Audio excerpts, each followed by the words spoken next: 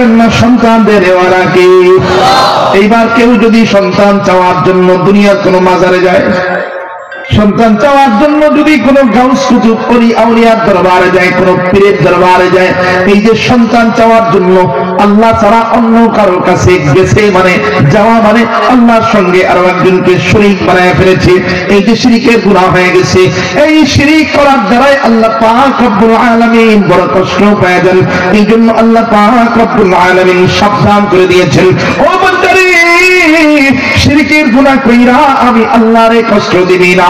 আল্লাহকে কষ্ট, আল্লাহ বড় কষ্ট পান তোর শিরকের গুনাহের দ্বারা। শিরকের গুনাহ করবি তো আল্লাহ পাক রব্বুল আলামিন বড় কষ্ট পায় যাবেন।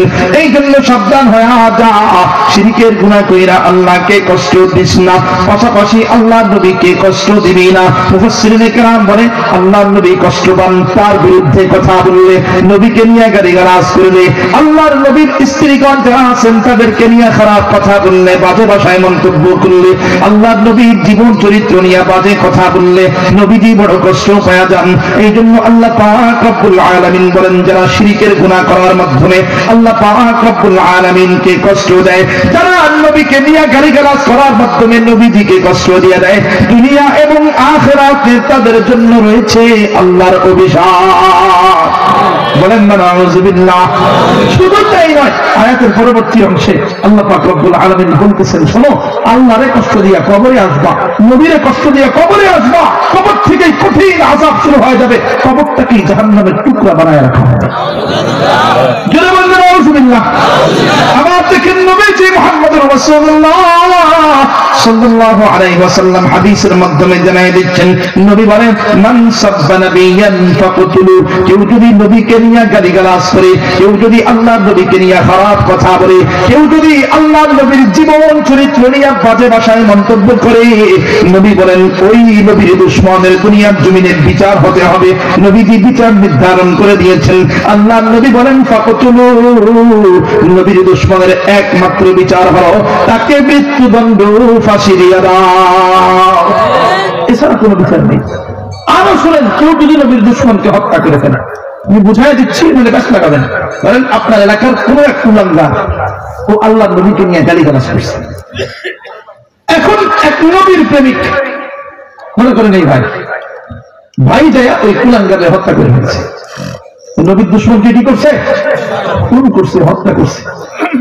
ইসলাম বলে, ইসলামী শরীয়ত বলে এই নবীর প্রেমিকের আর কোন বিচার করা হবে না। কথা বুঝাইতে পারছি? কথা বুঝতেছেন? আমি বানায় বলিনি, হাদিস থেকে বলতেছি। নাসাই শরীফ, আবু দাউদ শরীফ, দুইটা কিতাবের মধ্যে বলছি। আল্লাহর নবী মুহাম্মদুর রাসূলুল্লাহ সাল্লাল্লাহু আলাইহি ওয়াসাল্লামের জামানা, নবীর জামানায় একজন সাহাবী ছিলেন, অন্ধ সাহাবী, নবীর অন্ধ সাহাবী। এই অন্ধ সাহাবীর এক দাসী আল্লাহর নবীকে নিয়ে বাজে ভাষায় কথা বলতো, গালিগালাজ করত। ওই সাহাবী বারবার যায় দাসীকে বুঝাইতো, ও আমার দাসী আল্লাহর নবীকে নিয়ে গালিগালাজ করবি না, আমি সহ্য করতে পারি না। কেমন দাসী তুই শুনে, আমার অন্তরের মধ্যে তোমার প্রতি মহব্বত আছে, তুমি দাসীকেও আমি ভালোবাসি, তোমাকেও মহব্বত করি, কিন্তু দাসী শুনে না, তোমার চাইতে আমার অন্তরের মধ্যে আমার নবীজির মহব্বত বেশি। তোমার চেয়ে যেহেতু আমার নবীর মহব্বত আমার অন্তরের মধ্যে বেশি, এই কারণে আমার সামনে নবীকে নিয়ে খারাপ কথা বললে আমি সাহাবী সহ্য করতে পারি না। আমার সামনে নবীকে নিয়ে গালিগালাজ করবা না। বারবার ওই দাসীকে বোঝায়, কিন্তু ওই দাসী বুঝতে চায় না, ওই দাসী শুনতে চায় না। যখনই সময় পায় তখনই আল্লাহর নবীকে নিয়ে গালিগালাজ করে। হঠাৎ করে একদিন দেখা যায় কে যেন ওই দাসীকে খুন করে ফেলেছে, হত্যা করে ফেলেছে।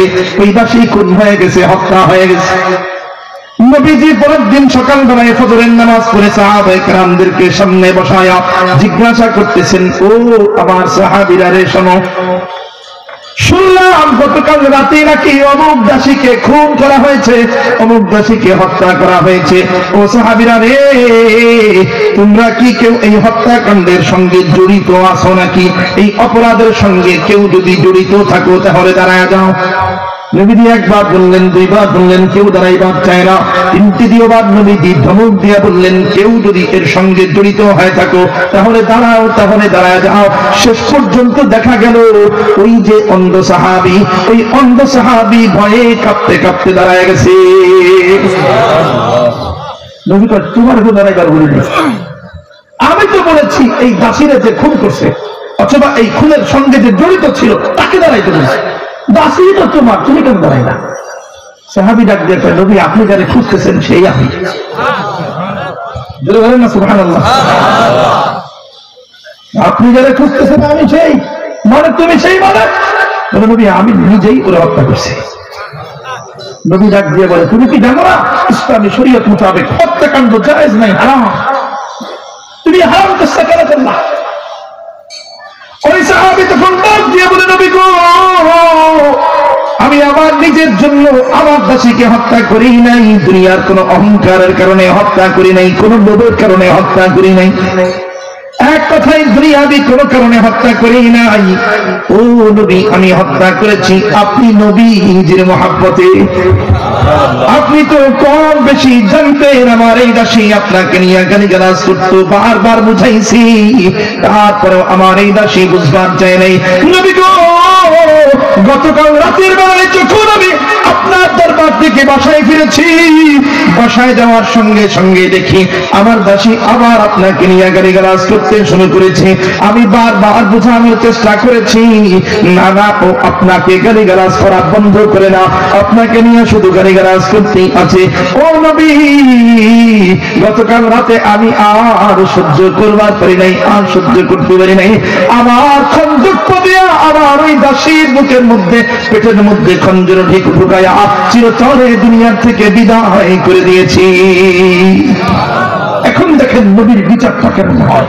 আমার বলার উদ্দেশ্য এখানে, নবীজি মুহাম্মদুর রাসূলুল্লাহ সাল্লাল্লাহু আলাইহি ওয়াসাল্লাম সঙ্গে সঙ্গে সাহাবায়ে কেরামদেরকে ডাক দিয়ে বলেন, ওগো সাহাবীরা রে শোনো, দুনিয়াতে যদিও বা হত্যাকারীর বিচার আছে না নাই, কেউ যদি দুনিয়াতে হত্যা করে, কেউ যদি দুনিয়াতে কোনো খুন করে, ইসলামী বিধান অনুযায়ী ইসলামী শরীয়ত মোতাবেক তার বিচার হতে হয়।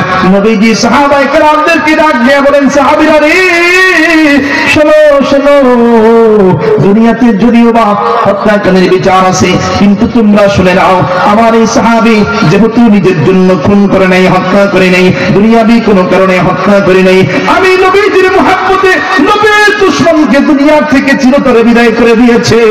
এই কারণে তোমরা সবাই শুনে রাখো, আমার এই সাহাবীর আর কোনো বিচার করা হবে না। জোরে বলেন না সুবহানাল্লাহ।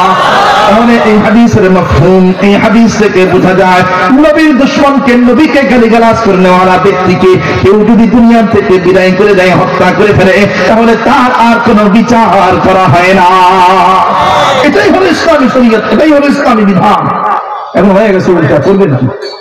সারা বিশ্বের দিকে তাকায় দেখেন, শুধু বাংলাদেশ না, সারা বিশ্বের দিকে তাকায় দেখেন, নবীর দুশমন যারা, যারা নবীকে গালিগালাজ করে, তাদেরকে পুলিশ আর্মি র্যাব বিরিয়ার দিয়ে গার্ড দেওয়া হয়, হয় না? কেমন যেন তাদেরকে আলাদা করে প্রোটেকশন দেওয়া হয়। কিন্তু যারা নবীর প্রেমিক, নবীর কথা বলে, আল্লাহর কথা বলে, ওয়ারাসাতুল আম্বিয়া, আলেম ওলামা, এদেরকে ধৈরা ধৈরা কারাগারে, জেলখানার মধ্যে আবদ্ধ করা হয়, হয় না?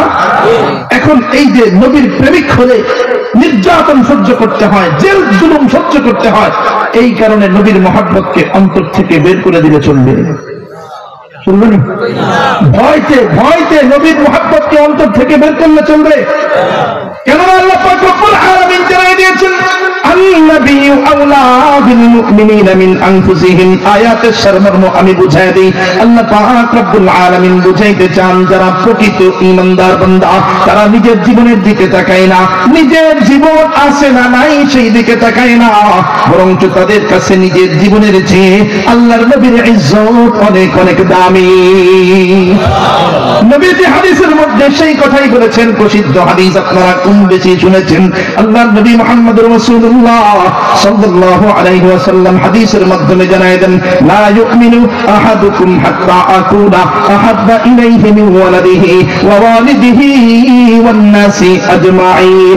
ও উম্মত শোনো, যতক্ষণ পর্যন্ত তোমার চাইতে, তোমার সন্তানের চাইতে, তোমার বাবার চাইতে, তোমার মুহাব্বতের মানুষের চাইতে নবীজির মুহাব্বতকে অন্তরের মধ্যে বাড়াইতে না পারবা, ততক্ষণ পর্যন্ত খাঁটি ঈমানদার হতে পারবা না।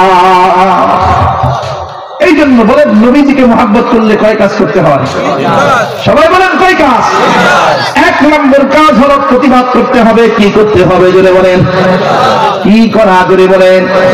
প্রতিবাদ। কাজ কয়টা? কি করা? এক নম্বর কি করা জোরে বলেন? প্রতিবাদ করা। নবীর দুশমনের বিরুদ্ধে প্রতিবাদ করা। প্রতিবাদ করতে গিয়া নিজের জীবনের মায়া করলে চলবে নি? বলেন বলেন, নিজের জীবনের মায়া করলে চলবে? নবীজি হাদিসের মাধ্যমেও বুঝায় দিয়েছেন, আল্লাহ পাক আয়াতের মাধ্যমেও বুঝায় দিয়েছেন, যারা প্রকৃত ঈমানদার তারা নিজের জীবনের দিকে তাকায় না, জীবনের পরোয়া করে না। তাদের কাছে নিজের জীবনের চেয়ে নবীর ইজ্জতের দাম অনেক বেশি। বুঝাইতে পারছি আমি? তাহলে